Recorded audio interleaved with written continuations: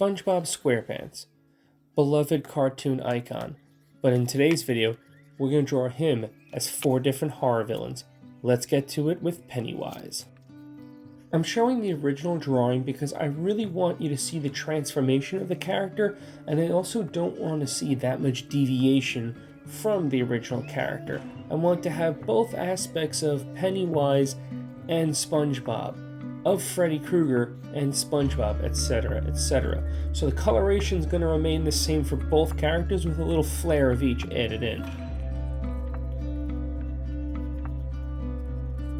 Before we get too deep into this video, I have to ask you a very important question. Are you a Tim Curry It fan or a Bill Skarsgård It fan? Personally, I think Bill Skarsgård is so much creepier, but there is something intrinsic about Tim Curry's portrayal that makes it both creepy and funny and witty and whimsical and horrific all wrapped up into one. Bill Skarsgård, I find, is just absolutely horrifying and just visceral wrong when you see him in a no good way. Like, it just, you see it, you know it. It's like, that is not something good. So let me know in the comments which version you like better.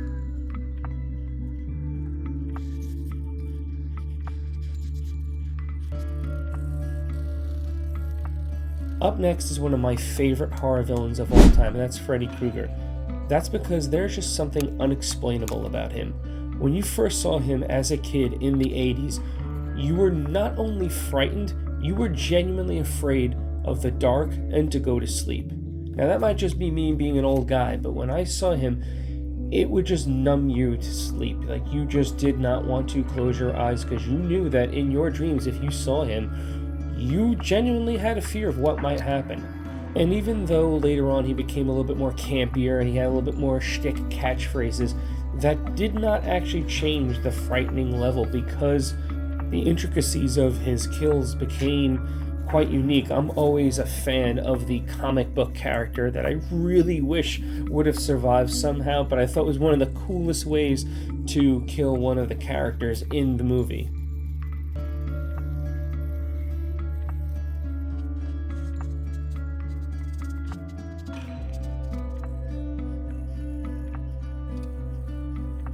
Next up is Chucky, and one of the reasons why I'm doing Chucky and I'm not doing Jason, Michael Myers, or Ghostface is because, unfortunately, I didn't want to put a mask over SpongeBob, and also I didn't want to just put a pair of pants on him and just be generic pant guy who is Jason or Michael Myers, or just have a big black cloak for Ghostface.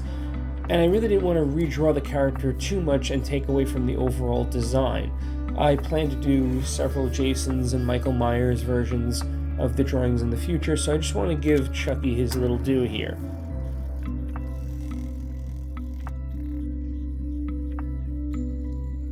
I might not be in the majority of this, but I generally do not find Chucky at all that horrifying. I find him more entertaining and funny, kind of like the campy version of Freddy Krueger. I don't really find him scary.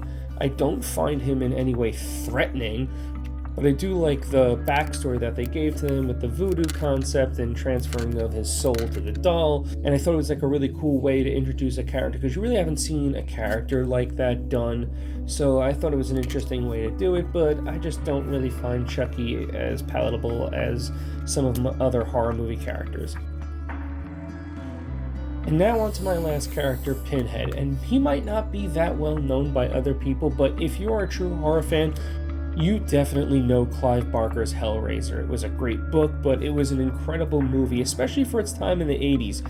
The effects that they were able to pull off, the level of gore that was able to get onto the screen, and yet look so believable with prosthetics and amazing detail is just incredible. Not only does it have gore, but it also actually has a substance. It has a story. It's not just something that's like, hey, let's throw a bunch of jump scares at you. No, like, you actually do get kind of invested into slow build, and there's a really good payoff with the story at the end, which leaves it open. Now, some of the sequels afterwards did become a little meh for me. I mean, it just became a little too much, but it's to each their own. Horror is a genre that is going to appeal to everybody. And if you've made it this far to the end of the video, thank you so much all for watching. Do me a favor, hit that like button, hit that subscribe button. It lets YouTube know that you really love the content, and I really love seeing how much you love the content. And if you like this, then YouTube thinks you'll love this video on the screen now.